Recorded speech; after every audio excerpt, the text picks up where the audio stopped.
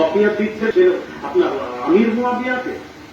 কোথায় আমির মুয়াবিয়া? তবে সাহাবায়ে রাসূল আমরা এতটুকু সাহাবী হিসেবে আমরা মানব তাকে, তার বিরুদ্ধে কথা বলবো না। তাদের মধ্যে যেটা হয়েছে আল্লাহ সেটাকে ক্ষমা করে দিয়েছেন। এখানে আমাদের কোনো কথা বলা যাবে না, চুপ থাকতে হবে যদি ঈমান বাঁচাতে চায়। কথা হলো বাবাজি, আমি তাই বলছিলাম মানার মতো মানা, সাহাবীরা রাসূলকে মানার মতো মেনে নিয়েছিলেন। এই জন্য তো বলা হয়েছে, জানেন আহলুস সুন্নাহ ওয়াল জামাতের মত কি জানেন? as-সাহাবাতু কুল্লুহুম আদুল, প্রত্যেক সাহাবীরা নির্ভরযোগ্য, প্রত্যেক সাহাবীরা নির্ভরযোগ্য। যারা সাহাবী রাসূলকে কত ভালোবাসতেন, মানার মতো তারা মেনেছিলেন। যাক অনেক কথা আছে, তো মানার মতো যখন মানবেন তখন আল্লাহ রাসূল বলেছেন আমাকে যে মানার মতো মানলো, খালি আমাকে নয় আমার সাহাবীদের কেউ মানার মতো মানলো।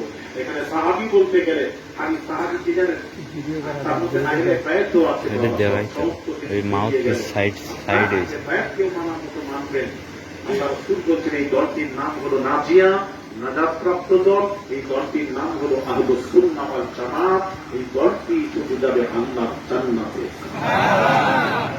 তাই বলবো খুব বুঝে শুনে, এখন ইমান ইমান খুব বুঝে শুনে পবিত্র জবাব দিন। প্রত্যেক জিনিসের মধ্যে পার্থক্য আছে বাবা, পার্থক্য বোঝার চেষ্টা করুন। দিনের মধ্যে পার্থক্য, জুমার দিন সম্পর্কে রাসূল পাক সাল্লাল্লাহু আলাইহি ওয়াসাল্লামের হাদিস শরীফ আপনি আশ্চর্য হবেন।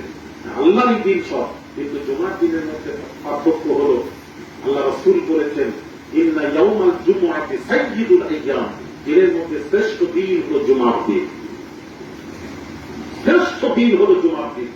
وهو أعظم عند الله وهو أعظم عند الله من يوم الأضحى ويوم الفطر। জুমার দিনটা হলো ঈদুল ফিতর, ঈদুল আযহা হতেও শ্রেষ্ঠ। ঈদের দিন খুশি করছেন, তার থেকে খুশির দিন শ্রেষ্ঠ দিন হলো জুমার দিন।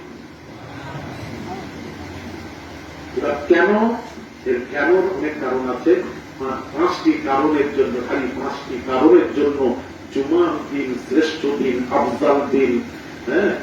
আফজাল দিন, শ্রেষ্ঠ দিন, উত্তম দিন। দিনের মধ্যে 5টি কারণ। কয়টি কারণ? আরো জোরে, কয়টি? এই 5টি কারণের জন্য জুমার দিন শ্রেষ্ঠ। নাম্বার 1 হলো ফিহি খুলিকা আদম।